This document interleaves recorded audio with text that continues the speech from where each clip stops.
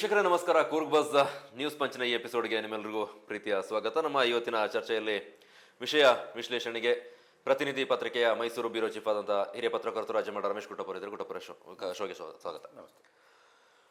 ಈ ವಾರದ ಟಾಪಿಕ್ ಮತ್ತೆ ಸೌಂಡ್ಸ್ ಇಂದ ಬಿದ್ದಿದ್ದೇವೆ. ಹಿಂದಿನ ಎಪಿಸೋಡ್ನಲ್ಲೂ ಕೂಡ ಅದೇ ವಿಚಾರವಾಗಿ ಚರ್ಚೆ ಮಾಡಿದ್ವಿ. ಕೊಡಗು ಮಾತ್ರವಲ್ಲ, ರಾಜ್ಯಾದ್ಯಂತ ಚರ್ಚೆ ಆಗಿದ್ದಂತಹ ವಿಚಾರ.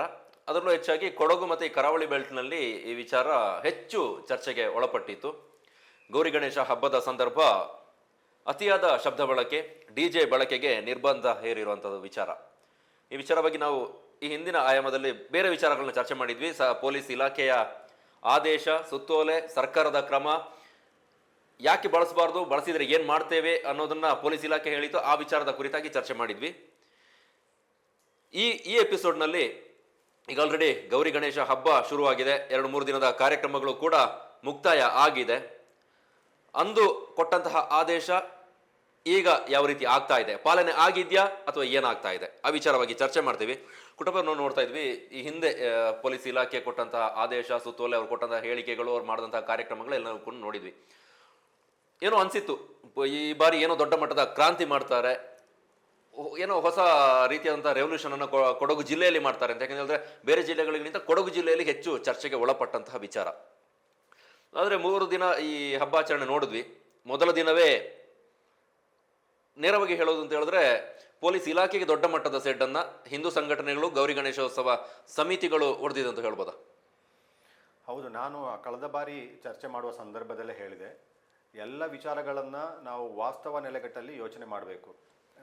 ಸಹಜವಾಗಿ ಫಲಿತಾಂಶ ಬಂದೇ ಬರ್ತದೆ. ಈಗ ನಾವು ಗೌರಿ ಗಣೇಶ ಉತ್ಸವ ಪ್ರಾರಂಭ ಆಗುವ ಮೊದಲು ಚರ್ಚೆ ಮಾಡಿದ್ದು, ಮತ್ತು ಪೊಲೀಸರು ಆ್ಯಕ್ಷನ್ ತಗೊಳ್ಳುತ್ತಿರುವಂಥದ್ದು, ಅಥವಾ ಸಭೆಗಳನ್ನು ನಡೆಸಿದ್ದು, ಗಣೇಶೋತ್ಸವ ಸಮಿತಿ ಅವರನ್ನು ಕರೆದು ಸಭೆ ನಡೆಸಿರುವಂಥದ್ದು, ಮಾಧ್ಯಮದವರ ಮುಂದೆ ಹೇಳಿಕೆ ಕೊಟ್ಟಿರೋದೆಲ್ಲವೂ ನೋಡಿದಾಗ ಧ್ವನಿವರ್ಧಕವನ್ನು ಶಬ್ದದ ಮಿತಿಯ ಬಗ್ಗೆ ಒಂದು ಇಷ್ಟು ಮಿತಿಯೊಳಗೆ ಇರಬೇಕು, ಅದರ ಮೇಲೆ ಆದರೆ ನಾವು ಸೀಸ್ ಮಾಡ್ತೀವಿ, ಕಾನೂನು ಕ್ರಮ ತೆಗೆದುಕೊಳ್ತೀವಿ ಅಂತ ಹೇಳುವಂಥ ಎಚ್ಚರಿಕೆಯನ್ನು ನೀಡಿದರು.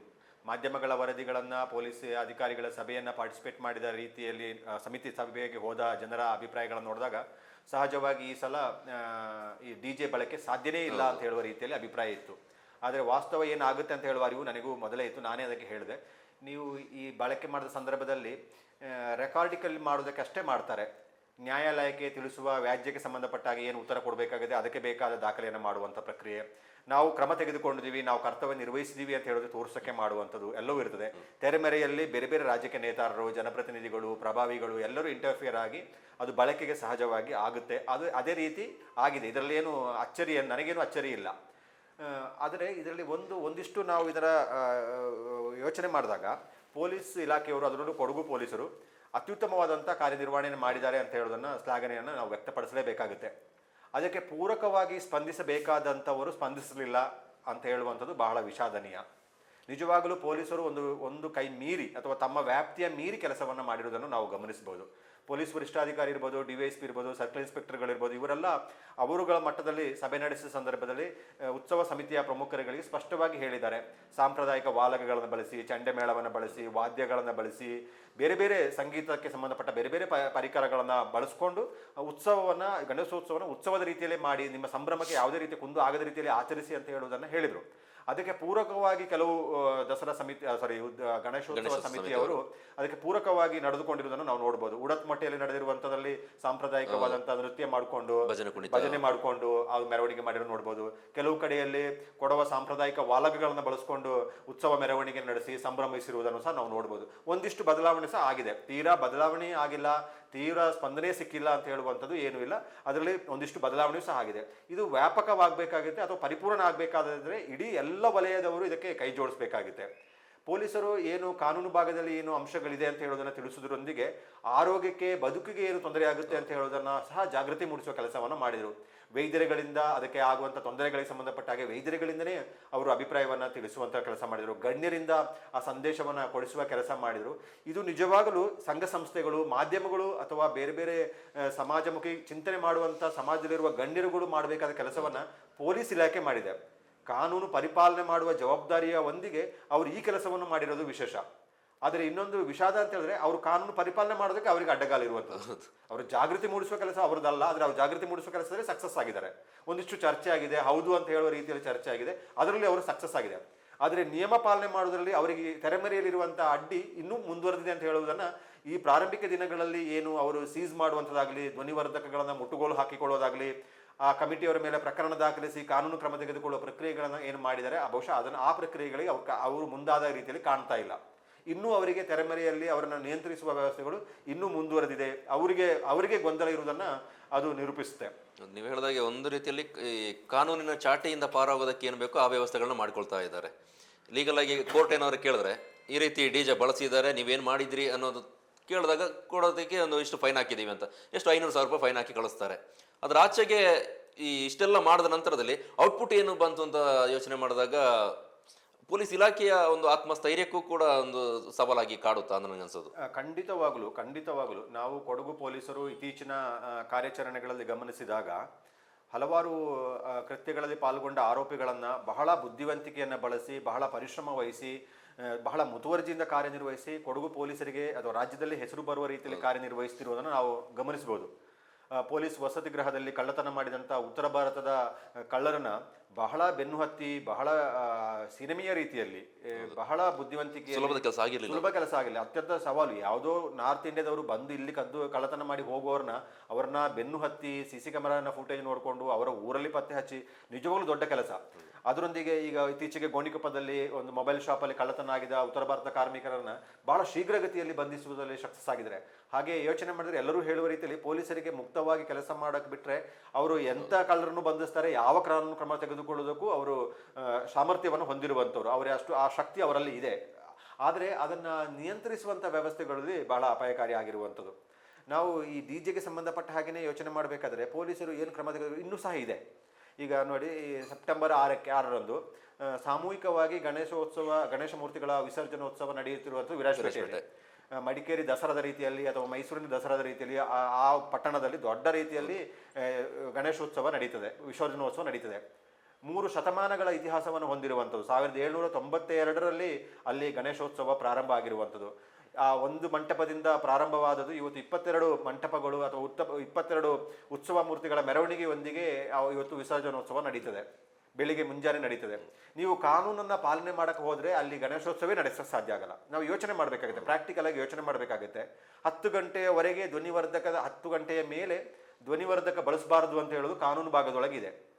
10 ಗಂಟೆಯ ಮೇಲೆ ಮಂಟಪ ಹೊರಡು ಬರೋದೇ ಮೂರ್ತಿಗಳ 10 ಗಂಟೆ ಮೇಲೆ ಮುಂಜಾನೆವರೆಗೂ ಅವರು ಮೆರವಣಿಗೆ ಮಾಡ್ತಾರೆ. ಇದನ್ನು ನೀವು ನಿಯಂತ್ರಿಸಕ್ಕೆ ಹೇಗೆ ಸಾಧ್ಯ ಆಗುತ್ತೆ? ಹಾಗಾದರೆ ವಿರಾಜಪೇಟೆ ಗಣೇಶೋತ್ಸವನ ರದ್ದುಗೊಳಿಸಬೇಕಾಗುತ್ತೆ, 10 ಗಂಟೆ ಒಳಗೆ ನಿಲ್ಲಿಸಬೇಕಾಗುತ್ತೆ. ಅದು ಸಾಧ್ಯನೇ ಕಾರ್ಯಕ್ರಮನೇ ಆಗೋಲ್ಲ.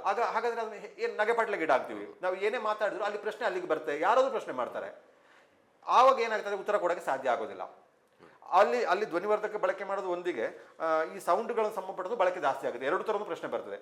ಅದೇ ರೀತಿ ನಿಮ್ಮ ಶೀಘ್ರದಲ್ಲೇ ನಮಗೆ ಮುಂದಿನ ತಿಂಗಳಲ್ಲಿ ಜನೋತ್ಸವ ದಸರಾ ಬರಲಿದೆ. ಮಡಿಕೇರಿ ದಸರಾ ನಡೀತದೆ, ಗೋಣಿಕೊಪ್ಪ ದಸರಾ ನಡೀತದೆ.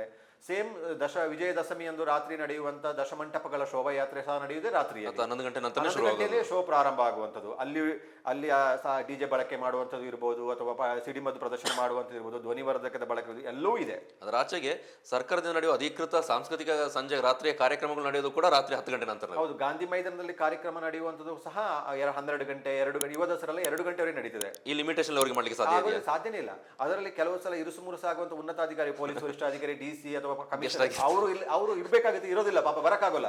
ನಾವೇ ನಾಳೆ ಉತ್ತರದಾಯಿತ್ವ ಆಗುತ್ತೆ ಎಂದು ಭಯಕ್ಕಾಗಿ, ಮುಜುಗರಕ್ಕಾಗಿ ಅವರೇ ಬರಕ್ಕಾಗಲ್ಲ. ಈಗ ನೋಡಿ, ದಸರಾ ದಿನ ವಿಜಯದಶಮಿಯಿಂದ ನಡೆಯುವ ಕಾರ್ಯಕ್ರಮ, ಸಭಾ ಕಾರ್ಯಕ್ರಮ 11-11ವರೆಗೆ ವೇದಿಕೆ ಕಾರ್ಯಕ್ರಮ ನಡೀತದೆ. ಉಸ್ತುವಾರಿ ಸಚಿವರು ಬರ್ತಾರೆ, ಕ್ಷೇತ್ರದ ಶಾಸಕರುಗಳು ಇರ್ತಾರೆ, ಗಣ್ಯರು ಇರ್ತಾರೆ, ಅಥವಾ ಆಹ್ವಾನಿತ ಅತಿಥಿ ಇರ್ತಾರೆ. ಅಲ್ಲಿ ಜಿಲ್ಲಾಧಿಕಾರಿ, ಪೊಲೀಸ್ ವರಿಷ್ಠಾಧಿಕಾರಿ ಎಲ್ಲ ಬರಬೇಕಾಗುತ್ತೆ. ಅವರು ನಿಯಮವನ್ನು ಪಾಲನೆ ಮಾಡಬೇಕು ಅಂತ ಹೇಳಿದ್ರೆ 10 ಗಂಟೆ ಮೇಲೆ ಕಾರ್ಯಕ್ರಮ ನಡೀತದೆ. ಆಗಲಿ ಧ್ವನಿವರ್ಧಕ ಬಳಕೆ ಮಾಡಬಾರದು ಅಂತೇಳಿ ನಿಯಮಕ್ಕೆ ಏನು ನಿಯಮ ಆಗ ಏನು ಪ್ರಶ್ನೆ ಬರ್ತದೆ? ನಿಮಗೆ ಆಗುವಾಗ ನೀವು ಮಾಡಬಹುದು, ನನಗೆ ಈ ಪ್ರಶ್ನೆ ಅಂತ ಹೇಳುವಾಗ ಸಹಜವಾಗಿ ಇದನ್ನ ಕಾನೂನನ್ನು ಅನುಷ್ಠಾನ ತರಕ್ಕೆ ಅಡ್ಡಿ ಆಗುವುದನ್ನು ನಾವು ಗಮನಿಸಬಹುದು. ನಾವು ಏನು ಈ ಒಂದು ಫೋಕಸ್ ಆಗಿ ಈ ಚರ್ಚೆಯನ್ನು ಫೋಕಸ್ ಆಗಿ ಯೋಚನೆ ಮಾಡ್ಕೊಂಡು ಹೋದರೆ, ಗಣೇಶೋತ್ಸವಕ್ಕೆ ಸಂಬಂಧಪಟ್ಟಾಗೆ ಡಿಜೆ ಬಳಕೆ ಸಂಬಂಧಪಟ್ಟಾಗ ನೋಡಿದ್ರೆ ಇನ್ನೊಂದಿಷ್ಟು ವಿಚಾರಗಳ ಬಗ್ಗೆ ಬೆಳಕು ಚೆಲ್ಲಿದರೆ ಭವಿಷ್ಯದಲ್ಲಿ ಮತ್ತಷ್ಟು ಬದಲಾವಣೆಗಳಿಗೆ ಅದು ನಾಂದಿ ಆಗ್ಬೋದು ಅಂತ ಹೇಳೋದು. ನಾನು ಇದರ ಬಗ್ಗೆ ಯೋಚನೆ ಮಾಡಿದ್ದೇನೆಂದ್ರೆ, ಇದರಲ್ಲಿ 4 ರೀತಿಯ ಅಂಶಗಳಿದೆ. ಗಣೇಶೋತ್ಸವಕ್ಕೆ ಸಂಬಂಧಪಟ್ಟಾಗಿರ್ಬೋದು, ದಸರಾಕ್ಕೆ ಸಂಬಂಧಪಟ್ಟಾಗಿರೋದು 4 ರೀತಿಯ ಅಂಶಗಳನ್ನು ನಾವು ಗಮನಿಸಬಹುದು. ಒಂದು ಈ ಡಿ ಜೆ ಅಂತ ಹೇಳಿದ್ರೆ ಡಿಸ್ಕ್ ಜಾಕಿ, ಈ ಡಿ ಜೆ ಬಳಕೆ ಮಾಡಬಾರ್ದು ಅಂತ ಹೇಳಿದ್ರೆ ಯಾಕೆ ಡಿ ಜೆ ಬಳಕೆ ಮಾಡಬಾರ್ದು ಅಂತ ಹೇಳ್ತಾರೆ. ಸಹಜವಾಗಿ ಏನಾಗುತ್ತೆ ಅಂದ್ರೆ ನಾವೀಗ ಬೀರನ್ನ ಗೋದ್ರೇಜ್ ಅಂತ ಹೇಳ್ತೀವಿ. ಗೋದ್ರೇಜ್ ಅಂತ ಹೇಳೋದು ಒಂದು ಕಂಪನಿ, ಆದ್ರೂ ಗೋದ್ರೇಜ್ ಅಂತ ಹೇಳಿದ್ರೆ ಬೀರು ಅಂತ ಹೇಳಿ ಅರ್ಥ ಆಗುತ್ತೆ. ಬೀರು ಅಂತ ಹೇಳಿದ್ರೆ ಏನು ಅಂತ ಅರ್ಥ ಆಗುತ್ತೆ, ಬೀರ ಅಂತ ಕೇಳ್ತಾರೆ ಬೇಕಾದ್ರೆ. ಬೀರು ಅಂತ ಹೇಳಿದ್ರೆ ಯಾರಿಗೂ ಅರ್ಥ ಆಗೋದಿಲ್ಲ. ಅದೇ ರೀತಿ ಟಾಪ್ ಮೇಲೆ ಅಂತ ಹೇಳ್ತೀವಿ. ಈಗ ಮೇಲೆ ಇರೋದನ್ನ ಟಾಪ್, ಅದೇ ಟಾಪ್, ಅದರ ಮೇಲೆ ಏನು ಅಂತ ಹೇಳಿ ಪ್ರಶ್ನೆ, ಅದು ಅರ್ಥ ಆಗುತ್ತೆ. ಕ್ಯಾಚ್ ಹಿಡಿಯೋದು ಅಂತ ಹೇಳ್ತಾರೆ. ಕ್ಯಾಚ್ ಅಂತ ಹೇಳಿದ್ರೆ ಹಿಡಿಯೋದು, ಆದ್ರೆ ಕ್ಯಾಚ್ ಹಿಡಿಯೋದು ಅಂತ ಹೇಳಿದ್ರೆ ಅದು ಅರ್ಥ ಆಗೋದು. ಹಾಗೆ ಡಿ ಜೆ ಅಂತ ಹೇಳುವುದನ್ನ ಸಿಂಬಾಲಿಕ್ ಆಗಿ ಈ ಕರ್ಕಶ ಶಬ್ದ, ಅತಿಯಾದ ಶಬ್ದ, ಅಬ್ಬರದ ಧ್ವನಿ, ಇದಕ್ಕಾಗಿ ಇದನ್ನು ಡಿ ಜೆ ಅಂತ ಬಳಕೆ ಮಾಡ್ತೀವಿ. ಡಿ ಜೆ ಅಂತ ಹೇಳಿದ್ರೆ ಈಗ ರೆಕಾರ್ಡ್ ಆಗಿರೋದನ್ನ ಪ್ಲೇ ಮಾಡುವಂಥದ್ದು. ಈಗ ಜಾಕಿ ಅಂದ್ರೆ ಕುದುರೆ ಸವಾರಿ ಮಾಡೋದನ್ನು ಜಾಕಿ, ಕುದುರೆಯನ್ನು ಓಡಿಸುವವನು ಜಾಕಿ ಅಂತ ಹೇಳುವಂಥದ್ದು. ಡಿಸ್ಕ್ ಅಂತ ಹೇಳಿದ್ರೆ ರೆಕಾರ್ಡ್ ಮಾಡುವಂಥದ್ದು. ಈ ಡಿಸ್ಕ್ ಅನ್ನು ಓಡಿಸುವಂಥವನು ಅಥವಾ ರೇಡಿಯೋದಲ್ಲಿ ಬಳಸ್ತಾ ಇದ್ದು ಡಿ ಜೆ ಅಂತ ಹೇಳುವಂಥದ್ದು ಮೊದಲು ಪದ ಬರ್ತದೆ ರೇಡಿಯೋದಲ್ಲಿ. ಆ ನಂತರ ನಾವು ಅಬ್ಬರದ ಈ ಮ್ಯೂಸಿಕ್ ಅನ್ನ ನಿಯಂತ್ರಿಸುವಂತವರನ್ನ ಡಿ ಜೆ ಜಾಕಿ ಅಂತ ಹೇಳೋದನ್ನ ಅದನ್ನ ಡಿಸ್ಕ್ ಜಾಕಿ ಕೈ ಚಾಳಕ ತೋರಿಸುವಂತ ವ್ಯಕ್ತಿಯನ್ನು ಹೇಳುದು. ಆದ್ರೆ ಇಲ್ಲಿ ಚರ್ಚೆಯಲ್ಲಿ ಸಿಂಬಾಲಿಕ್ ಆಗಿ ಅದು ಡಿ ಜೆ ಇದೆ. ಆದರೆ ನಿಜವಾಗಿ ವಾಸ್ತವವಾಗಿ ಇರುವುದನ್ನಂತ ಹೇಳಿದ್ರೆ ಮಿತಿಮೀರಿದಂತ ಒಂದು ಶಬ್ದ ಬಳಕೆ ಮಾಡುವಂಥ ಧ್ವನಿವರ್ಧಕದಲ್ಲಿ ಅತಿಯಾದ ಶಬ್ದವನ್ನ ಬಳಕೆ ಮಾಡುವುದಕ್ಕೆ ಸಂಬಂಧಪಟ್ಟ ಹಾಗೆ ಚರ್ಚೆ ನಡೀತಿರುವುದು. ಮಿತಿಮೀರಿದ ಶಬ್ದಗಳು ವ್ಯತಿರಿಕ್ತ ಪರಿಣಾಮ ಬೀರುತ್ತದೆ ಅಂತ ಹೇಳೋದ್ರಲ್ಲಿ ಇದು ಚರ್ಚೆ ಆಗ್ತದೆ. ಅದಕ್ಕಾಗಿ ಡಿ ಜೆ ಅಂತ ಹೇಳುವ ಅರ್ಥವನ್ನ ಈ ಅರ್ಥಕ್ಕೆ ತೆಗೆದುಕೊಳ್ಬೇಕು ಅಂತ ಹೇಳಿ ವೀಕ್ಷಕರಲ್ಲಿ ನಾನೊಂದು ಮನವಿ ಮಾಡ್ಕೊಳ್ತೇನೆ. ಇದರಲ್ಲಿ ಇರುವಂತಹ 4 ಅಂಶಗಳು ಅಂತ ಹೇಳಿದೆ. ಒಂದು, ಧಾರ್ಮಿಕ ಆಚರಣೆಗೆ ಹಿನ್ನೆಲೆಯಲ್ಲಿ ಈ ಅಬ್ಬರದ ಸಂಗೀತಗಳು, ಈ ಬಳಸುವ ಹಾಡುಗಳು ಯೋಗ್ಯನಾ ಅಂತ ಹೇಳುವಂತ ಒಂದು ಚರ್ಚೆ.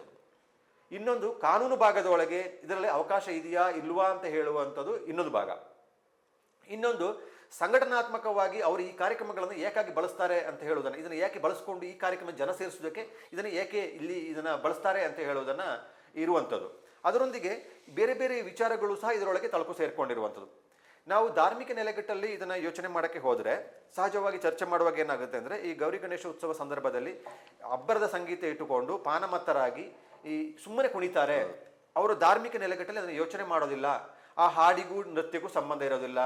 ಇವರು ಗಣೇಶೋತ್ಸವ ಮೂರ್ತಿಗೂ ಇವರ ನಡವಳಿಕೆಗೂ ಸಂಬಂಧ ಇರೋದಿಲ್ಲ, ತದ್ವಿರುದ್ಧವಾಗುತ್ತೆ. ಧಾರ್ಮಿಕ ನಂಬಿಕೆಗಳು ಇವರಿಗೆ ಇರೋದಿಲ್ಲ. ಇದರಿಂದ ಏನು ಪ್ರಯೋಜನ ಅಂತ ಹೇಳುವ ನೆಲೆಗಟ್ಟಲ್ಲಿ ಬಂದಾಗ ಈ ಅಬ್ಬರದ ಸಂಗೀತದ ಅವಶ್ಯಕತೆ ಇಲ್ಲ, ಆ ರೀತಿಯ ಕುಣಿಯುವವರ ಅವಶ್ಯಕತೆ ಇಲ್ಲ. ನೀವು ಧಾರ್ಮಿಕ ನಂಬಿಕೆಯ ಆಧಾರದಲ್ಲಿ ಗೌರಿ ಗಣೇಶೋತ್ಸವ ಮಾಡೋದಾದ್ರೆ ನಂಬಿಕೆಯ ಆಧಾರದಲ್ಲಿಯೇ ಭಯಭಕ್ತಿಯಿಂದ ಶ್ರದ್ಧಾಭಕ್ತಿಯಿಂದ ಈ ಕಾರ್ಯಕ್ರಮ ವಿಧಿವಿಧಾನಗಳು ನೆರವೇರಿಸಬೇಕು.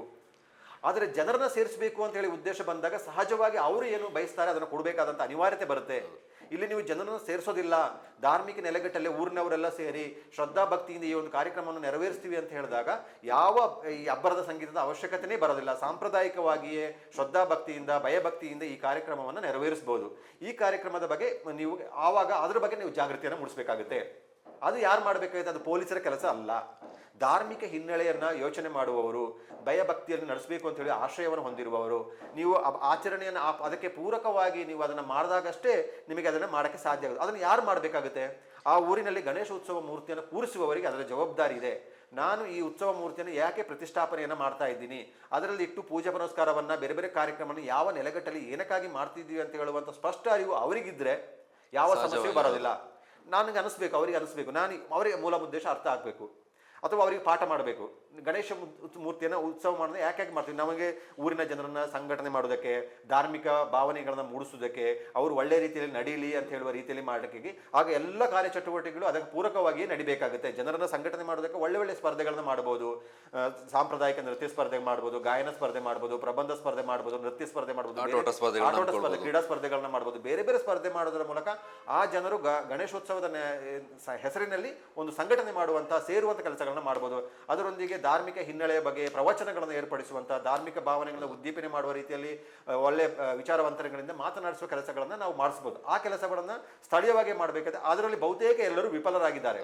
ಈಗ ಏನಾಗುತ್ತೆ, ಕಲೆಕ್ಷನ್ ಮಾಡೋದು, ಖರ್ಚು ಮಾಡೋದು, ಏನೋ ಒಂದು ಮಾಡಿದೀವಿ ಅಂತ ತೋರಿಸೋದು, ಒಂದು ರಾತ್ರಿಯ ಸಂಭ್ರಮ ಮಾತ್ರ, ಸಂಭ್ರಮದ ಅಷ್ಟೇ ಆಗಿ ಹೋಗಿದೆ. ಅದು ಸಂಭ್ರಮ ಅಂತಲೂ ಹೇಳಕ್ಕಾಗೋದಿಲ್ಲ ಅದಕ್ಕೆ. ಹೌದು, ಅದನ್ನ ಅವರು ಪುನರ್ ಪರಿಶೀಲನೆಯನ್ನ ಆ ಧಾರ್ಮಿಕ ನೆಲೆಗಟ್ಟಲ್ಲಿ ಯೋಚನೆ ಮಾಡುವಾಗ ಅದನ್ನ ಮಾಡಬೇಕಾಗುತ್ತೆ. ಆ ಕೆಲಸಗಳಾದಾಗ ಸಹಜವಾಗಿ ಅನಗತ್ಯವಾದ ವಿಚಾರಗಳೇನಿದೆ ಅದು ಹೋಗುತ್ತೆ. ಆದರೆ ಪೊಲೀಸರು ಅದನ್ನ ಮಾತಾಡ್ತಿದ್ದಾರೆ ಇವತ್ತು. ನೀವು ಹಾಕುವ ಮ್ಯೂಸಿಕ್ಕಿಗೂ ಸಹ ಇದಕ್ಕೂ ಗಣೇಶನಿಗೆ ಏನು ಸಂಬಂಧ ಆಗುತ್ತೆ. ಯಾವುದೋ ಇನ್ನೊಂದು ಜಿಲ್ಲೆಯ ಪೊಲೀಸ್ ವರಿಷ್ಠಾಧಿಕಾರಿ ನೋಡಿದೆ, ಬಹುತೇಕ ಭಕ್ತಿಗೀತೆಗಳಿಗೆ ಯಾರಿಗೂ ಡ್ಯಾನ್ಸ್ ಮಾಡಕ್ ಆಗೋದಿಲ್ಲ. ನೀವು ಡ್ರಿಂಕ್ಸ್ ಮಾಡಿನೋ ಇನ್ನೇನೋ ಪಾನಮತ್ತರಾಗಿ ಬಂದು ಡ್ಯಾನ್ಸ್ ಮಾಡ್ತೀರ ವಿನಃ ಇದರಿಂದ ಏನು ಪ್ರಯೋಜನ ಆಗೋದಿಲ್ಲ ಅಂತ ಹೇಳೋ ಮಾತು ಹೇಳಿ. ಬಹುತೇಕ ಸಂದರ್ಭದಲ್ಲಿ ವಾಸ್ತವ ಕೂಡ. ಹಾಗಾದ್ರೆ ಅಲ್ಲಿ ಆಚರಣೆಗೂ ಇವ್ರು ಮಾಡೋ ಆಚರಣೆಗೂ ಸಂಬಂಧ. ಇದನ್ನು ಯಾರು ಇದರ ಬಗ್ಗೆ ಯೋಚನೆ ಮಾಡಬೇಕಾಗುತ್ತೆ? ಒಂದು ಧಾರ್ಮಿಕ ಮುಖಂಡರು, ಧಾರ್ಮಿಕ ಸಮಾಜ ಸಂಘ ಸಂಸ್ಥೆಗಳ ಪ್ರಮುಖರು ಈ ಬಗ್ಗೆ ಯೋಚನೆ ಮಾಡಬೇಕಾಗುತ್ತೆ. ಏನೋ ಉತ್ಸವ ಬರುವ ಸಂದರ್ಭದಲ್ಲಿ ಯೋಚನೆ ಮಾಡೋದು. ನಮ್ಮ ಆಚರಣೆ ದಾರಿ ತಪ್ಪುತ್ತಿರುವಾಗ ಅದನ್ನು ಸರಿದಾರಿ ತರುವಂತ ಅನಿವಾರ್ಯತೆ ಇದೆ. ಇಲ್ಲದೆ ಹೋದರೆ ಕುಡುಕರಿಗೆ ನೃತ್ಯಕ್ಕಾಗಿ ಯಾರೋ ಮೋಜು ಮಸ್ತಿ ಮಾಡುವಂತವರಿಗಾಗಿ ಇದನ್ನು ನೀವು ಆಚರಣೆ ಮಾಡೋದಾದ್ರೆ ಅದರಲ್ಲಿ ಬಾಲಿಶ ಆಗುತ್ತೆ, ನಗೆಪಾಠದಗೀಡಾಗುತ್ತೆ. ಅದರ ಬಗ್ಗೆ ತುಂಬಾ ಗಂಭೀರವಾಗಿ ಯೋಚನೆ ಮಾಡುವ ಕೆಲಸವಾಗಬೇಕತ್ತೆ. ಇನ್ನೊಂದು ಕಾನೂನು ಭಾಗದ ವಿಚಾರ ಬಂದಾಗ ಈ ಸುಪ್ರೀಂ ಕೋರ್ಟ್ ಆರ್ಡರ್ ಇದೆ, ಹೈಕೋರ್ಟ್ ಆರ್ಡರ್ ಇದೆ, ಇಲಾಖೆಗಳ ಆದೇಶಗಳಿದೆ. ಆ ಎಲ್ಲ ಆದೇಶಗಳನ್ನ ಪಾಲನೆ ಮಾಡಬೇಕು ಅಂತ ಹೇಳೋ ಸಂದರ್ಭದಲ್ಲಿ ಇದೆಲ್ಲವನ್ನು ಕಟ್ಟುನಿಟ್ಟಾಗಿ ಜಾರಿಗೆ ತರಬೇಕಾಗುತ್ತೆ. ಈಗ ನಾವು ಸಾಕಷ್ಟು ಬಾರಿ ಚರ್ಚೆ ಮಾಡಿದಾಗನೇ ಈ ವಿಚಾರಕ್ಕೆ ಸಂಬಂಧಪಟ್ಟಾಗೆ ಚರ್ಚೆ ಮಾಡಿದಾಗನೇ ಧ್ವನಿವರ್ಧಕದ ಬಳಕೆಗೆ ಸಂಬಂಧಪಟ್ಟಾಗೆ ನಮ್ಮ ಕಾನೂನು ಏನಿದೆ, ನೀತಿ, ಕೋರ್ಟ್ಗಳ ಆದೇಶ ಎಲ್ಲವೂ ಸೇರಿ ಏನಿದೆ, 10 ಗಂಟೆಯ ಒಳಗೆ ನಂತರ ಯಾವ ಧ್ವನಿವರ್ಧಕ ಬಳಸುವುದಕ್ಕೆ ಅನುಮತಿ ಇಲ್ಲ.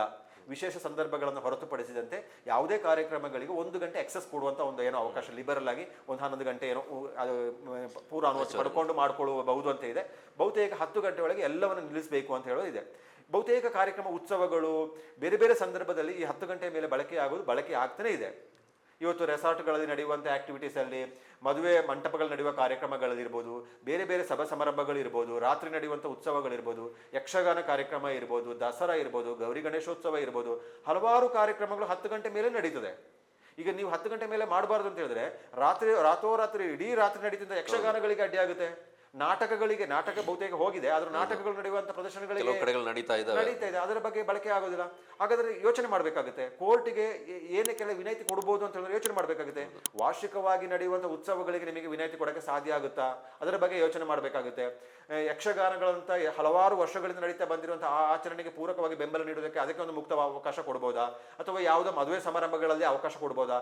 ಅಥವಾ ಕೊಡ್ಲೇಬಾರದು ಅಂತ ಹೇಳಿದ್ರೆ ಯಾಕೆ ಸಂಪೂರ್ಣವಾಗಿ ಅದನ್ನು ಜಾರಿಗೆ ತರಬೇಕು? ಅದನ್ನು ಜಾರಿಗೆ ತರದೆ ಕಾನೂನನ್ನು ಒಂದು ಕಡೆ ಇಟ್ಟುಕೊಂಡು ಇನ್ನೊಂದು ಕಡೆ ಇದನ್ನು ನೀವು ಜಾರಿಗೆ ತರೋದಾದ್ರೆ ತಪ್ಪಾಗುತ್ತೆ. ಅದರೊಂದಿಗೆ ನಾನು ಹಿಂದೆನೂ ಸಹ ಹೇಳಿದ್ದೀನಿ, ಕಾನೂನಿನ ಪರಿಪಾಲನೆಗೆ ಅಡ್ಡಿ ಆಗ್ತಿರೋದು ಏನಂತ ಹೇಳಿದ್ರೆ ಇದು ಧರ್ಮದ ವಿಚಾರದ ನೆಲೆಗಟ್ಟಲ್ಲಿ ಇದು ಚರ್ಚೆಗೆ ಪ್ರಾರಂಭ ಆಗಿರುವಂಥದ್ದು.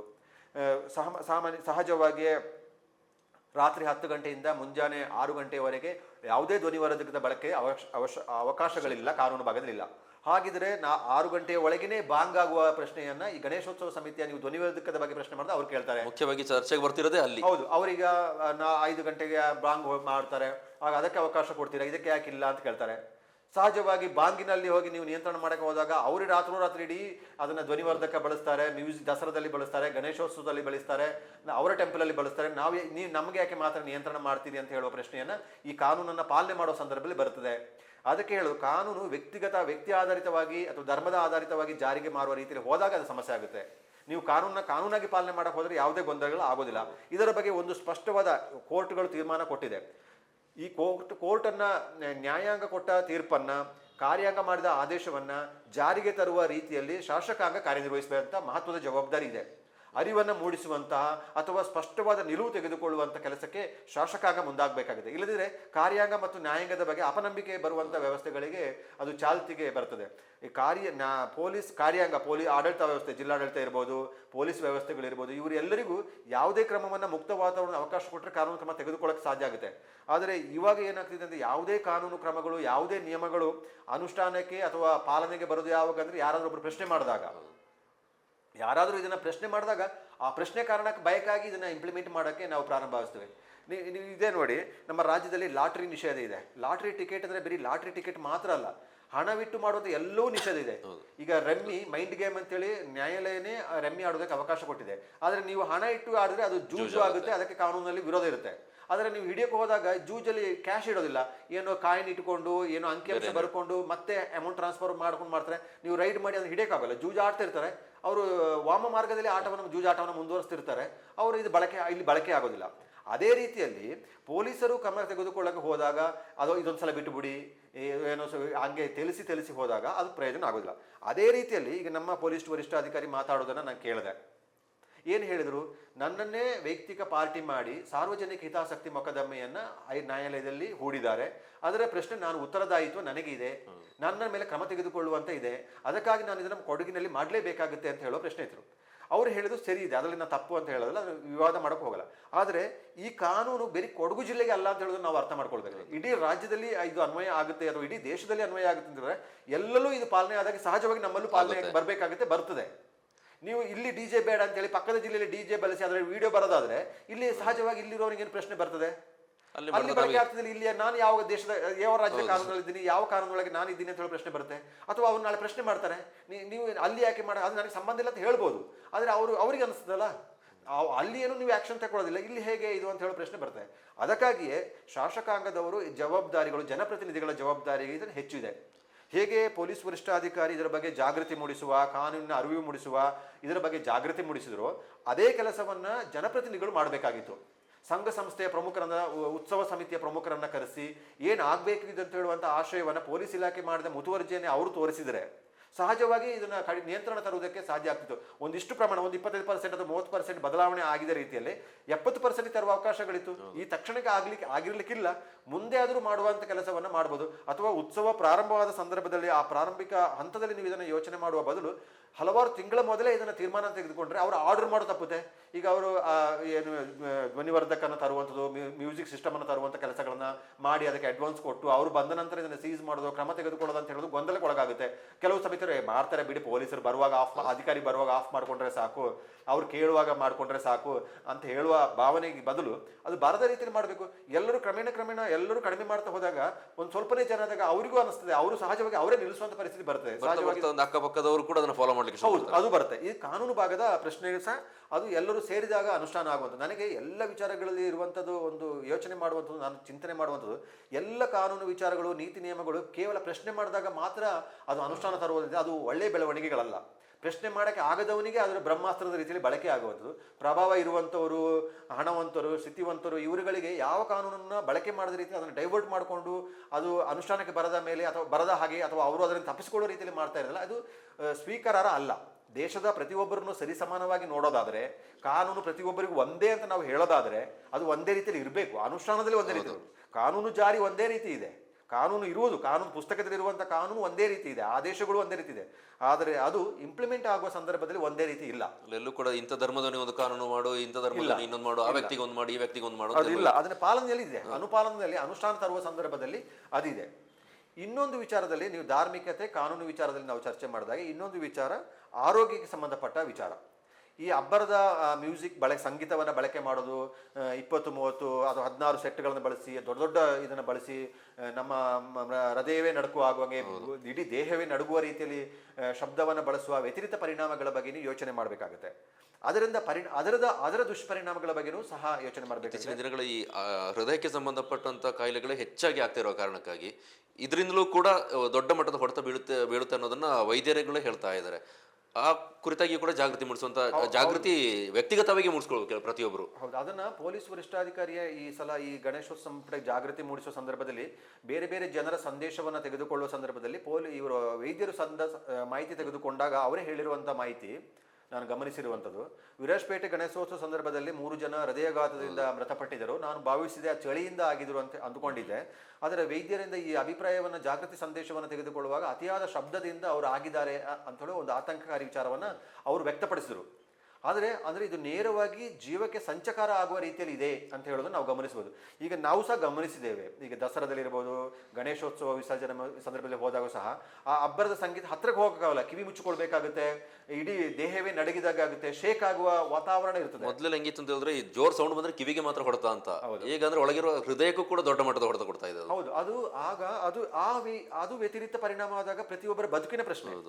ನೀವು ಇದನ್ನ ಪ್ರತಿಷ್ಠೆಗಾಗಿ ಅಥವಾ ಒಂದು ಉತ್ಸವಕ್ಕಾಗಿ ಇದನ್ನ ಮಾಡಿದಾಗ ನಮ್ಮ ಬದುಕೇ ನಾಶ ಆಗುವುದಾದರೆ, ಈಗ ಅವರೇ ಪೊಲೀಸ್ ವರಿಷ್ಠಾಧಿಕಾರಿ ಗಮನಿಸಿದ ರೀತಿಯಲ್ಲಿ 3 ಜನ ವಿರಾಜಪೇಟೆಯಲ್ಲಿ ಆ ಸಂದರ್ಭದಲ್ಲಿ ಹೃದಯಾಘಾತ ಸತ್ಯದ 3 ಕುಟುಂಬಕ್ಕೆ ನಷ್ಟ ಆಯ್ತು. ಅದು ಅವರು ಬಂದಿದ್ದೇನು ಸಂಭ್ರಮಿಸಕ್ಕಾಗಿ ಬಂದಿದ್ದು, ಜೀವ ಕಳ್ಕೊಂಡಕ್ಕೆ ಕುಟುಂಬಕ್ಕೆ ನೋವು ಕೊಡಬೇಕಾಗಿ ಬಂದಿಲ್ಲ. ಒಂದು ಹಬ್ಬದ ಆಚರಣೆ ಒಂದು ಸಾವು ಕೊಡುತ್ತೆ, ಒಂದು ಶೋಕ ಕೊಡುತ್ತೆ ಅಂತ ಹೇಳಿದ್ರೆ ಆ ಆಚರಣೆ ಬಗ್ಗೆ ನಾವು ಪುನರ್ ಪರಿಶೀಲನೆ ಮಾಡಬೇಕಾಗಿದೆ. ಇದು ಕಮಿಟಿಯವರು ಮಾಡಬೇಕಾದದ್ದು ಅಲ್ಲ, ಎಲ್ಲರೂ ಸೇರಿ ಮಾಡಬೇಕಾದಂತ, ಪೊಲೀಸರ ಜವಾಬ್ದಾರಿನೂ ಅಲ್ಲ, ಎಲ್ಲರೂ ಸೇರಿ ಮಾಡುವಂತ. ಇವನ್ ಪೊಲೀಸ್ ವರಿಷ್ಠಾಧಿಕಾರಿ ಹೇಳಿದ್ರು, ನಾವು ಈ ದಸರಾ ಸಂದರ್ಭ ಹೋಗುವಾಗ ಕಿವಿಗೆ ಹತ್ತಿ ಹಾಕೊಂಡು ಹೋಗ್ತೀವಿ, ಮಫ್ಲರ್ ಹಾಕೊಂಡು ಹೋಗ್ತೀವಿ ಹೋಗ್ತೀವಿ ನೋಡಿ. ಇದೆಲ್ಲ ಅವರವರು ಕಾಳಜಿಪೂರ್ವಕವಾಗಿ ಮಾಡ್ತಾರೆ. ಏನು ಗೊತ್ತಿಲ್ಲದೆ ಬಂದವರು ಏನು ವ್ಯತಿರಿಕ್ತ ಪರಿಣಾಮ ಆಗುತ್ತೆ. ಈಗ ಮಕ್ಕಳು ಬರ್ತಾರೆ, ಸಣ್ಣ ಮಕ್ಕಳು, ಗರ್ಭಿಣಿಯರು ಬರ್ಬೋದು, ವಯಸ್ಸಾದವರು ಬರ್ಬೋದು, ಅಥವಾ ಆರೋಗ್ಯದ ಬೇರೆ ಬೇರೆ ಸಮಸ್ಯೆಯಲ್ಲಿರುವವರು ಬರ್ಬೋದು. ಅವರಿಗೆ ಏನಿಗೆ ಗೊತ್ತಿರೋದಿಲ್ಲ. ಅವರು ಬಂದಾಗ ಇದರ ವ್ಯತಿರಿಕ್ತ ಪರಿಣಾಮವನ್ನು ಅವರು ನೇರವಾಗಿ ಅನುಭವಿಸಬೇಕಾಗುತ್ತೆ. ಹಾಗಾದರೆ ಈ ಆರೋಗ್ಯಕ್ಕೆ ಸಂಬಂಧಪಟ್ಟಾಗ, ಬದುಕಿಗೆ ತೊಂದರೆ ಆಗೋದು ಪಟ್ಟಾಗ ನಾವು ಯೋಚನೆ ಮಾಡಬೇಕಾಗುತ್ತೆ. ಈ ಬಳಕೆ, ಈ ಅಬ್ಬರದ ಸಂಗೀತದಿಂದನೂ ಸಹ ಯಾರು ಇದರೊಳಗೆ ನೃತ್ಯ ಮಾಡ್ತಾರೆ ಅಂತ ನಾವು ಯೋಚನೆ ಮಾಡಬೇಕಾಗುತ್ತೆ.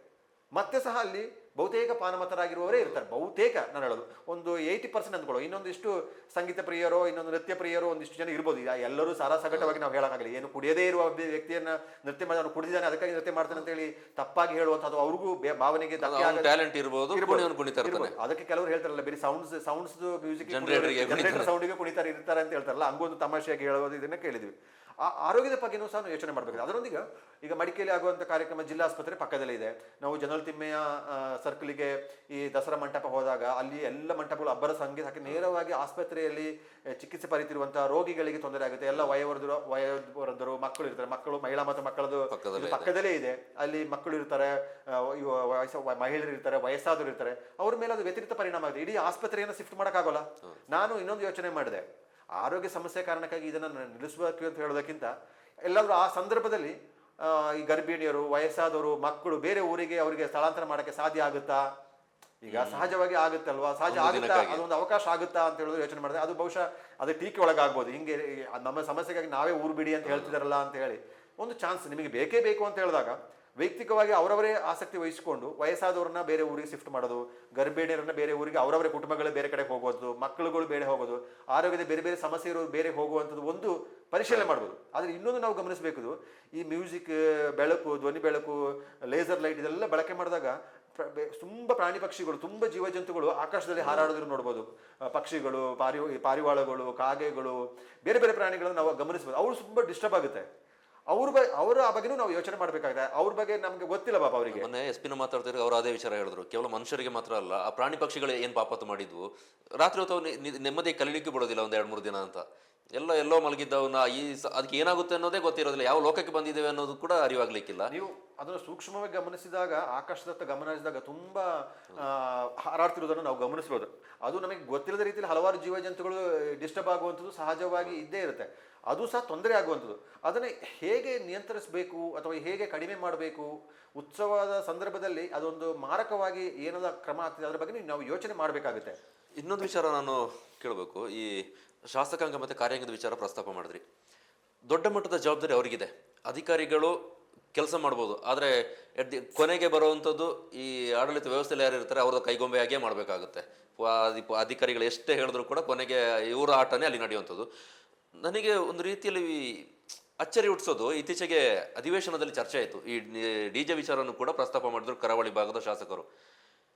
ಯಾವ ರೀತಿ ಬಿಂಬಿಸಿದ್ರು ಅಂತ ಹೇಳಿದ್ರೆ, ಅಬ್ಬರದ ಸಂಗೀತ ಇದ್ರೆ ಮಾತ್ರ ನಮ್ಮ ಕಲ್ಚರ್ ಇದೆ, ನಮ್ಮ ಆಚರಣೆ ಇದೆ, ನಮ್ಮ ಉತ್ಸವ ಇದೆ ಅನ್ನುವಂಥ ರೀತಿಯಲ್ಲಿ ಚರ್ಚೆ ಮಾಡಿದ್ರು. ಅದ್ರ ಆಚೆಗೆ ಇವರು ನಮ್ಮ ಸಂಸ್ಕೃತಿ ಅಂದ್ರೆ ಏನು ಅನ್ನೋದನ್ನ ಜನರಿಗೆ ಹೋಗಿ ಹೇಳಿದ್ರೆ ಈ ರೀತಿ ಒಂದು ಗೊಂದಲದ ಅವಕಾಶನೇ ಇರೋದಿಲ್ಲ.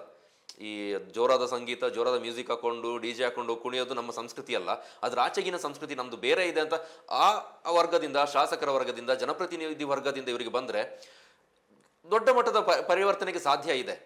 ಕೇವಲ ಇಲ್ಲಿ ಅಧಿಕಾರಿಗಳ ಮೇಲೆ ಒತ್ತಡ ಏರ್ಕೊಂಡು ನೀವು ಅವಕಾಶ ಕೊಡಲಿಲ್ಲ ಅನ್ನೋ ಪ್ರಶ್ನೆ ಮಾಡೋದನ್ನ ಬಿಟ್ಟು ಜನರಿಗೆ ಯಾರು ಮತ ಹಾಕಿ ಗೆಲ್ಸಿರ್ತಾರೆ ಅವ್ರ ಹತ್ರ ಹೋದ್ರೆ ಇವ್ರದ್ದು ಲೆಕ್ಕಾಚಾರ ಇಲ್ಲಿ ಈ ಮತ ಬ್ಯಾಂಕ್ದ ಲೆಕ್ಕಾಚಾರದಲ್ಲೇ ಪ್ರತಿಯೊಂದನ್ನು ಗಮನಿಸ್ತಾ ಇದಾರ ಅಂತ.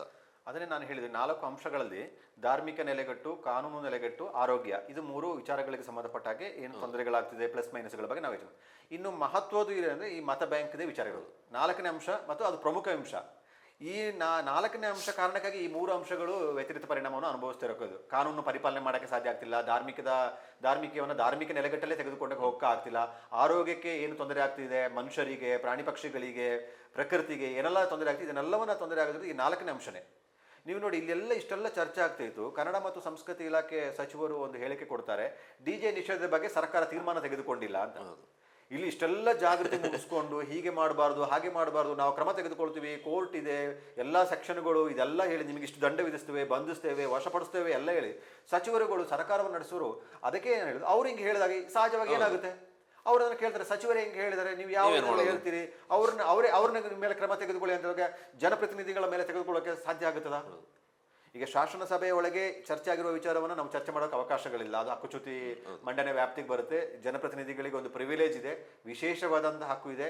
ಸುಪ್ರೀಂ ಕೋರ್ಟ್ಗೂ ಸಹ ಅವರು ಅಲ್ಲಿ ಮಾತಾಡೋದನ್ನ ಪ್ರಶ್ನೆ ಮಾಡೋ ಹಕ್ಕಿಲ್ಲ, ಅಲ್ಲಿ ತೆಗೆದುಕೊಳ್ಳುವ ತೀರ್ಮಾನವನ್ನು ಪ್ರಶ್ನೆ ಮಾಡೋಲ್ಲ. ಆದರೆ ಒಬ್ಬ ಜನಪ್ರತಿನಿಧಿಯ ಆಶಯ ಏನಿದೆ ಆ ಆಶಯದ ಮೇಲೆ ನಾವು ಚರ್ಚೆ ಮಾಡೋದಕ್ಕೆ ಏನು ಅದು ವ್ಯತಿರಿಕ್ತ ಪರಿಣಾಮ ಅಲ್ಲ ಅಂತ ಹೇಳಿ ನಾನು ಭಾವಿಸ್ಕೊಳ್ತೇನೆ. ನಾನು ಅದನ್ನೇ ಯೋಚನೆ ಮಾಡಿರುವಂಥದ್ದು. ಈಗ ವಿರಾಜಪೇಟೆಯಲ್ಲಿ ಗೌರಿ ಗಣೇಶೋತ್ಸವ ನಡೀತದೆ. ನಮ್ಮ ಅಲ್ಲಿಯ ಶಾಸಕರು ಒಂದು ಕಟ್ಟುನಿಟ್ಟಾಗಿ ಈ ಸಲ DJ ಬಳಸೋದೇ ಇಲ್ಲ, ಅಬ್ಬರದ ಸಂಗೀತ ಬೇಡವೇ ಬೇಡ, ಕೇವಲ ಸಾಂಪ್ರದಾಯಿಕ 22 ಉತ್ಸವ ಸಮಿತಿಯ ಮಂಟಪದಲ್ಲಿಯೂ ಸಾಂಪ್ರದಾಯಿಕವಾದಂಥ ವಾಲಗ, ಚಂಡೆ, ಬೇರೆ ಬೇರೆ ಏನಿದೆ ವಾದ್ಯ ಪರಿಕರಗಳನ್ನು ಬಳಸ್ಕೊಳ್ಬೇಕು, ಅದಕ್ಕೆ ಸೀಮಿತ ಮಾಡಬೇಕು ಅಂತೇಳಿ ಅವರು ಧೈರ್ಯವಾಗಿ ಹೇಳುವ ಕೆಲಸವನ್ನು ಮಾಡಿದ್ರೆ 100% ಅಲ್ಲಿ ನಿಯಂತ್ರಣ ಪರಿವರ್ತನೆ ಸಾಧ್ಯ. ಒಂದು ಅಲ್ಲಿ ಪರಿವರ್ತನೆ ನಿಮಗೆ ಸಾಧ್ಯ ಆಗಾದ್ರೆ ಎಲ್ಲ ಊರೂರಲ್ಲಿ ನಡೆಯುವಂಥ ಎಲ್ಲದೂ ನಿಂತು ಹೋಗುತ್ತೆ. ಅದಕ್ಕೆ ಸಾತಾಗಿ ಅಧಿಕಾರಿಗಳು ಇರ್ತಾರೆ, ಎಲ್ಲರೂ ಇರ್ತಾರೆ. ಹಾಗೆ ಅದನ್ನು ಮಾಡಬೇಕು ಅಂತ ಹೇಳಿದ್ರೆ ಈ ಸಲಕ್ಕೆ ಸಾಧ್ಯ ಆಗದೆ ಹೋದರೆ, ಕೆಲವೇ ದಿನಗಳಿರೋದಕ್ಕೆ ಸಾಧ್ಯ ಆಗೋದ್ರೆ ಮುಂದಿನ ದಿನಗಳಾದರೂ ಒಳ್ಳೆಯ ಸದುದ್ದೇಶದಿಂದ ಜನರಿಗೆ ಅರಿವು ಮೂಡಿಸುವ ಕೆಲಸವನ್ನ ಒಂದು ರಿಸ್ಕ್ ತೆಗೆದುಕೊಂಡು ಮಾಡಕ್ಕೆ ಹೋದ್ರೆ ಎಲ್ಲ ರೀತಿಯ ಸಂದೇಶ ಆಗುತ್ತೆ. ಅದೇ ರೀತಿ ಮಡಿಕೇರಿ ಶಾಸಕರು ಮನಸ್ಸು ಮಾಡಿ ದಸರಾ ಸಂದರ್ಭದಲ್ಲಿ ಯಾವ ಕಾರಣಕ್ಕೂ ನಾನು ಈ ಕರ್ಕಶ ಶಬ್ದದ ಬಳಕೆಗೆ ಅವಕಾಶ ಕೊಡೋದಿಲ್ಲ, ಲೇಸರ್ ಲೈಟಿಗೆ ಬಳಕೆಗೆ ಅವಕಾಶ ಕೊಡೋದಿಲ್ಲ, ಏನು ಉತ್ಸವಕ್ಕೆ ಧಕ್ಕೆ ಆಗದ ರೀತಿಯಲ್ಲಿ ಸಾಂಪ್ರದಾಯಿಕ ಆಚರಣೆಗಳಿಗೆ ಮುಕ್ತ ಅವಕಾಶ ಕೊಡ್ತೀನಿ, ವಾಲಗಗಳು ಬಳಸಲಿ, ಚಂಡೆ ಮೇಳ ಬಳಸಲಿ, ಬೇರೆ ಬೇರೆ ಕುಣಿತಗಳನ್ನು ಬಳಸಿ ಅಂತ ಹೇಳೋದಾದ್ರೆ ಜಾನಪದ ಕಲೆಗಳು ಸುಮಾರು ಇದಾವೆ. ಹೌದು, ಉತ್ಸಾಹಕ್ಕೆ ಕೊರತೆ ಆಗೋದಿಲ್ಲ. ಬ್ಯಾಂಡ್ ಸೆಟ್ಗಳನ್ನು ಬಳಸಬಹುದು, ಬ್ಯಾಂಡ್ಗಳನ್ನು ಬಳಸಬಹುದು, ವಾಲಗಗಳನ್ನು ಬಳಸಬಹುದು, ತುಂಬಾ ಇದೆ. ಧ್ವನಿವರ್ಧಕವನ್ನೇ ಬಂದ್ ಮಾಡಿ ಇದಕ್ಕೆ ಕುಣಿತಕ್ಕೆ ಸಂಭ್ರಮಿಸುವಂತ ಅವಕಾಶಗಳು ಇದ್ದೇ ಇದೆ. ಈಗ ಕೊಡಗಿನ ವಾಲಗಕ್ಕೆ ಕುಣಿಯದವರು ಯಾರೂ ಇಲ್ಲ, ಗೊತ್ತಿಲ್ಲದವರು ಸಹ ಕುಣಿತಾರೆ. ಆ ಸಂಭ್ರಮಕ್ಕೆ ಯಾವುದೇ ಚ್ಯುತಿ ಬರದ ರೀತಿಯಲ್ಲಿ ನಾವು ಬಳಸ್ಬೋದು. ಈಗ ದಸರಾ ಸಂದರ್ಭದಲ್ಲಿ ಒಂದು ಕಥಾ ಸಾರಾಂಶವನ್ನು ಹೇಳಬೇಕು ಅಂತ ಹೇಳಿದಾಗ ಎಷ್ಟು ಹೊತ್ತು ಮಾಡ್ತಾರೆ, ಅದನ್ನ ವೀಕ್ಷಕರು ಎಷ್ಟು ಜನ ಇರ್ತಾರೆ? ಒಬ್ಬರಿಗೆ ಸಿಗೋದು ತೀರ್ಪುಗಾರರಿಗೆ ಮಾತ್ರ. ಅಥವಾ ಒಂದು ಸೆಟ್ ಮಾಡುವಾಗ ಪ್ರಾರಂಭಿಕವಾಗಿ ಅದನ್ನ ಡೈರೆಕ್ಟ್ ಮಾಡುವವರು ಅದನ್ನೆಲ್ಲ ಸಂಯೋಜನೆ ಮಾಡುವಾಗ ಒಂದು ಪ್ಲೇ ಮಾಡ್ತಾರೆ, ಅದನ್ನ ನಾವು ನೋಡ್ಕೊಂಡ್ರೆ ಒಂದು ಅವಕಾಶ, 2 ಶೋದಲ್ಲಿ ಅವಕಾಶ ಆಗುತ್ತೆ. ಬಿಟ್ರೆ ಮೂರನೇದು ಏನಿದೆ, ಒಂದು ಪ್ಲೇ ಮಾಡಿ ಹೋಗೋದಷ್ಟೇ. ಅದಕ್ಕಾಗಿ ಲಕ್ಷಾಂತರ ಖರ್ಚು ಮಾಡ್ತಾರೆ, ಎಲ್ಲೋ ಮಾಡ್ತಾರೆ. ಅದರಿಂದ ಏನು ಬಳಕೆಗಳೇನಿಲ್ಲ. ಎಷ್ಟು ಜನಕ್ಕೆ ವೀಕ್ಷಣೆ ಮಾಡಕ್ಕೆ ಸಾಧ್ಯ ಆಗುತ್ತೆ? ಎಲ್ಲಾದ್ರೂ ಮೀಡಿಯಾಗಳು, ಸೋಷಿಯಲ್ ಮೀಡಿಯಾಗಳಲ್ಲಿ ಅದು ಟೆಲಿಕಾಸ್ಟ್ ಆದ್ರೆ ಅಷ್ಟೇ ನಿಮಗೆ ಅವಕಾಶಗಳಾಗುತ್ತೆ. ಬಿಟ್ರೆ ಖುದ್ದಾಗಿ ನೋಡೋ ಅವಕಾಶಗಳು ಬಹಳ ವಿರಳ. ಅದು ಬಹಳ ವಿರಳ. ಅವರ ಶ್ರಮ, ಅವ್ರು ಹಾಕುವಂತ ಹಣ ಇದೆ, ಅದು ತುಂಬಾ ಇದೆ. ಇದನ್ನ ಮಾಡುವುದಕ್ಕೆ ನಮ್ಮ ಶಾಸಕಾಂಗದವರು ಮನಸ್ಸು ಮಾಡಿದ್ರೆ ಎಲ್ಲ ಸಮಸ್ಯೆಗಳು ಪರಿಹಾರ ಆಗುತ್ತೆ. ಅದನ್ನ ಮಾಡಬೇಕು ಸಹ. ಇವತ್ತಲ್ಲ ನಾಳೆ. ಇದರಲ್ಲಿ ಪಕ್ಷದ ನೆಲೆಗಟ್ಟಲ್ಲಿ, ವೈಯಕ್ತಿಕ ನೆಲೆಗಟ್ಟಲ್ಲಿ ಜನಪ್ರತಿನಿಧಿಗಳು ಖಂಡಿತವಾಗಿ ತೆಗೆದುಕೊಳ್ಬಾರ್ದು. ಎಲ್ಲರಿಗೂ ಜವಾಬ್ದಾರಿ ಇದೆ. ಶಾಸಕರುಗಳಿಗೆ, ಜನಪ್ರತಿನಿಧಿಗಳಿಗೆ, ಅಥವಾ ವಿಧಾನ ಪರಿಷತ್ ಸದಸ್ಯರಿರ್ಬೋದು, ಸಂಸದರಿರ್ಬೋದು, ಎಲ್ಲರೂ ಜವಾಬ್ದಾರಿ ಇದೆ. ನಾನು ಕ್ಷೇತ್ರದ ಶಾಸಕರು ಹೇಳಿದ್ರೆ ಅವ್ರನ್ನ ವೈಯಕ್ತಿಕವಾಗಿ ನೀವು ತೆಗೆದುಕೊಳ್ಳುವಂತ ಅವಶ್ಯಕತೆಗಳಿಲ್ಲ. ವಿಧಾನ ಪರಿಷತ್ ಸದಸ್ಯರುಗಳಿದ್ದಾರೆ, ಸ್ಥಳೀಯ ಸಂಸ್ಥೆಯಿಂದ ಗೆದ್ದವರಿದ್ದಾರೆ, ಶಿಕ್ಷಕರ ಕ್ಷೇತ್ರದಿಂದ ಗೆದ್ದವರಿದ್ದಾರೆ, ಪದವೀಧರ ಕ್ಷೇತ್ರದಿಂದ ಗೆದ್ದವರಿದ್ದಾರೆ, ಈ ಕ್ಷೇತ್ರವನ್ನ ಪ್ರತಿನಿಧಿಸಿರುವ ಸಂಸದರಿದ್ದಾರೆ. ಎಲ್ಲರೂ ಸೇರಿ ಪಕ್ಷಾತೀತವಾಗಿ, ಜೊತೆಗೆ ರಾಜಕೀಯ ಪಕ್ಷಗಳ ಅಧ್ಯಕ್ಷರುಗಳನ್ನ ತೆಗೆದುಕೊಂಡು ಎಲ್ಲರೂ ಸಾಮೂಹಿಕವಾಗಿ ತೆಗೆದುಕೊಂಡಾಗ, ಇದರಲ್ಲಿ ನಾನು ರಾಜ್ಯಕ್ಕೆ ಲಾಭ ಪಡೆಯೋದಿಲ್ಲ ಅಂತ ಹೇಳುವ ನಿಲುವನ್ನು ತೆಗೆದುಕೊಂಡು ಈ ನಿರ್ಧಾರವನ್ನು ತೆಗೆದುಕೊಂಡ್ರೆ ಬಹಳ ಒಳ್ಳೆಯ ವಾತಾವರಣದಲ್ಲಿ, ಅಥವಾ ಇಡೀ ರಾಜ್ಯಕ್ಕೆ ಕೊಡಗು ಮಾದರಿಯಾಗುವ ರೀತಿಯಲ್ಲಿ ನಾವು ಇದನ್ನು ಕಟ್ಟಿಕೊಡುವಂತ ಅವಕಾಶಗಳಿದೆ. ಅದರ ಅನಿವಾರ್ಯತೆ ಸಹ ಇವತ್ತು ಎದುರಾಗಿದೆ. ಅದರ ಮುಂದಾಳತ್ವವನ್ನು ವಹಿಸಬೇಕಾದ್ರೆ ಅವರೇ ಮಾಡಬೇಕಾಗುತ್ತೆ. ಆದ್ರೆ ಅವರಿಗೆ ನಾವು ಯಾಕೆ ರಿಸ್ಕ್ ತೆಗೆದುಕೊಳ್ತೀವಿ ಅಂತ ಹೇಳುವಂತ ಮೌನಕ್ಕೆ ಜಾರ್ತಾರೆ, ಸಹಜವಾಗಿ ಜಾರ್ತಾರೆ. ಅವರು ವೋಟ್ ಬ್ಯಾಂಕ್ ಲೆಕ್ಕಕ್ಕೆ ಬರೋದು ಮತಗಳು. ನಾನು ವೈಯಕ್ತಿಕವಾಗಿ ಟೀಕೆಗೆ ಒಳಗಾಗಬಾರದು, ನಾನು ಯಾಕೆ ರಿಸ್ಕ್ ತೆಗೆದುಕೊಳ್ಬೇಕು, ಅಲ್ಲಿ ಬರುವವರೆಲ್ಲ ವೋಟ್ ಹಾಕ್ತಾರೆ ಮಾಡ್ತಾರೆ ಅಂತೆಲ್ಲ ಸಹಜವಾಗಿ ಲೆಕ್ಕಾಚಾರ ಹಂಗೆ ಆಗ್ತಾ ಹೋಗ್ತಾರೆ. ಚುನಾವಣಾ ರಾಜ್ಯಕ್ಕೆ ಲೆಕ್ಕಾಚಾರವೇ ಬೇರೆ. ಹಣ ಬಳಕೆ, ಜಾತಿ, ಧರ್ಮ, ಸಂಘಟನೆ, ಬೇರೆ ಬೇರೆ ವಿಚಾರಗಳು ಬರುತ್ತೆ. ಒಳಗಿಡೋದು, ಅಸೂಯೆ, ದ್ವೇಷ, ಇದರಲ್ಲೆಲ್ಲ ಓಟ್ಗಳು ಬರುತ್ತೆ. ಅವ್ರಿಗೆ ಅರಿವಿರಲ್ಲ ಪಾಪ.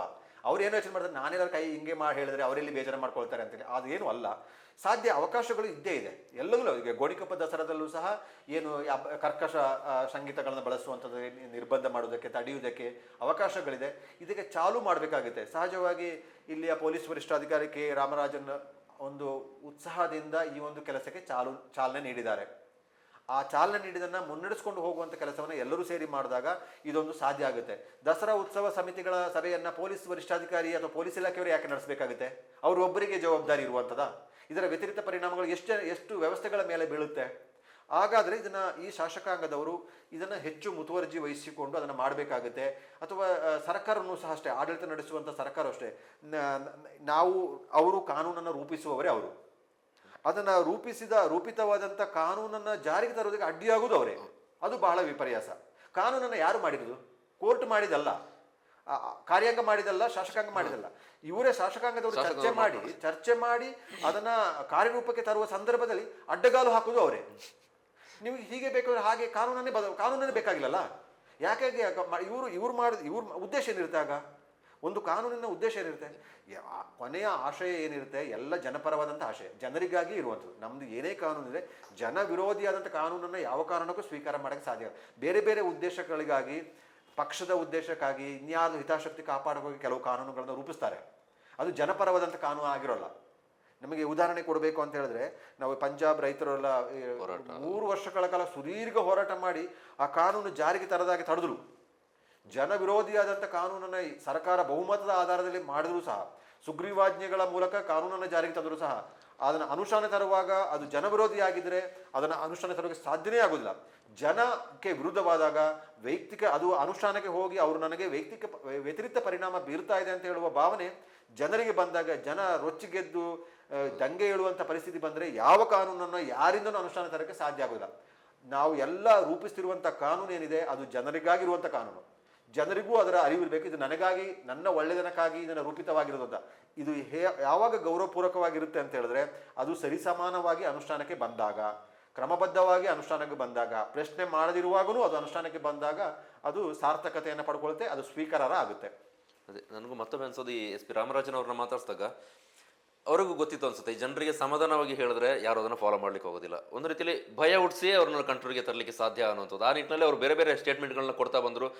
ಸಿಕ್ಕ ವೇದಿಕೆಗಳಲ್ಲೂ ಕೂಡ ಆ ವಿಚಾರವನ್ನು ಪ್ರಸ್ತಾಪ ಮಾಡ್ತಾ ಬಂದರು. ಅವರ ಉದ್ದೇಶ ಕ್ಲಿಯರ್ ಇದೆ. ನಮ್ಮ ಸಂಸ್ಕೃತಿ ಏನಿದೆ, ಸಂಸ್ಕೃತಿಗೆ ಪೂರಕವಾಗಿ ಹೋಗಬೇಕು. ಮುಂದಿನ ಪೀಳಿಗೆಗೆ, ಈಗ ನನಗೂ ಅನೇಕ ಮಕ್ಕಳನ್ನ ಕೇಳಿದಾಗ ಈ ಸಣ್ಣ ಸಣ್ಣ ಮಕ್ಕಳು ಡಿ ಜೆ ಬೇಕು ಅಂತ ಹೇಳ್ಕೊಂಡು ಶುರು ಮಾಡಿದ್ದಾರೆ. ಈ ಗೌರಿ ಗಣೇಶ ಅಂದರೆ ಡಿ ಜೆ ಬೇಕು, ದೊಡ್ಡ ಮ್ಯೂಸಿಕ್ ಹಾಕೊಂಡು ಸೌಂಡ್ಸ್ ಹಾಕೊಂಡು ಕುಣಿಯೋದೇ ನಮಗೆ ಗೌರಿ ಗಣೇಶ ಹಬ್ಬ ಅನ್ನುವಂಥ ಮೆಂಟಾಲಿಟಿ ಮಕ್ಕಳಿಗೆ ಬಂದ್ಬಿಟ್ಟಿದೆ. ಅದರ ಆಚೆಗಿನ ಗೌರಿ ಗಣೇಶ ಉತ್ಸವದ ಹಿನ್ನೆಲೆ ಏನಿದೆ, ಮಹತ್ವ ಏನಿದೆ, ಅದನ್ನ ಈ ಮಕ್ಕಳಿಗೆ ತಿಳಿಸ್ಬೇಕು. ಜೊತೆಗೆ ಪ್ರತಿ ವೇದಿಕೆಗಳಲ್ಲಿ ರಾಜಕಾರಣಿಗಳು ಭಾಷಣ ಮಾಡ್ತಾರೆ. ಇದೇ ಗೌರಿ ಗಣೇಶ ವೇದಿಕೆಗಳಿಗೆ ಹೋಗಿ ಭಾಷಣ ಮಾಡ್ತಾರೆ, ದಸರಾ ವೇದಿಕೆಗಳಿಗೆ ಹೋಗಿ ಭಾಷಣ ಮಾಡ್ತಾರೆ. ನಮ್ಮ ಸಂಸ್ಕೃತಿನ ಉಳಿಸ್ಬೇಕು ಅಂತ. ಈ ರೀತಿ ಇವರೇ ಅವಕಾಶ ಕೊಟ್ಕೊಂಡು ಸಂಸ್ಕೃತಿನ ಉಳಿಸ್ಬೇಕು ಅಂದ್ರೆ ಯಾವ ಸಂಸ್ಕೃತಿ ಉಳಿಸ್ಬೇಕು? ಡಿ ಜೆ ಅಂದ್ರೆ ನಮ್ಮ ಸಂಸ್ಕೃತಿಯ?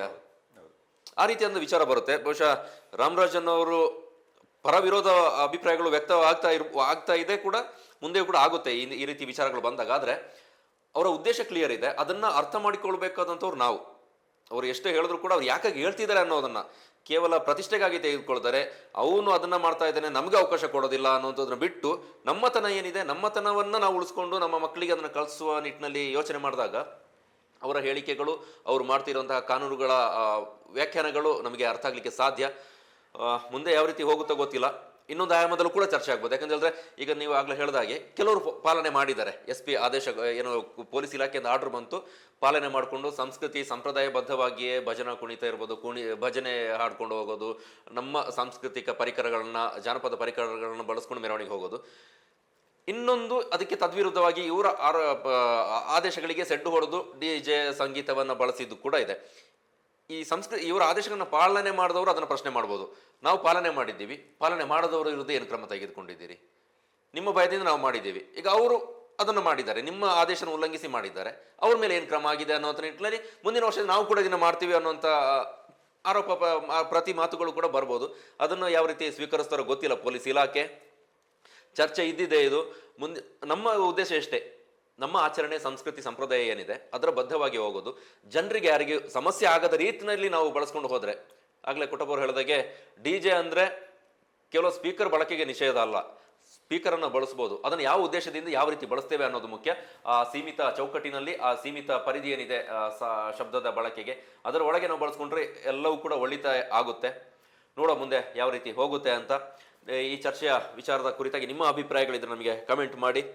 ನಮ್ಮ ಚಾನಲ್ನ ಯೂಟ್ಯೂಬ್ನಲ್ಲಿ ಸಬ್ಸ್ಕ್ರೈಬ್ ಮಾಡ್ಕೊಳ್ಳಿ, ಫೇಸ್ಬುಕ್, ಇನ್ಸ್ಟಾಗ್ರಾಮ್ನಲ್ಲಿ ಫಾಲೋ ಮಾಡ್ಕೊಳ್ಳಿ. ಕುಟುಂಬರು ಈ ಚರ್ಚೆಯಲ್ಲಿ ಪಾಲ್ಗೊಂಡಿದ್ದಕ್ಕಾಗಿ ಥ್ಯಾಂಕ್ ಯು. ಧನ್ಯವಾದ. ವೀಕ್ಷಕರೇ, ಮುಂದಿನ ಎಪಿಸೋಡ್ನಲ್ಲಿ ಮತ್ತೊಂದು ವಿಚಾರದ ಜೊತೆಗೆ ನ್ಯೂಸ್ ಪಂಚ್ನಲ್ಲಿ ಹಾಜರಾಗ್ತೇನೆ. ಅಲ್ಲಿವರೆಗೂ ಕ್ಷೇಮವಾಗಿರಿ. ಬಾಯ್.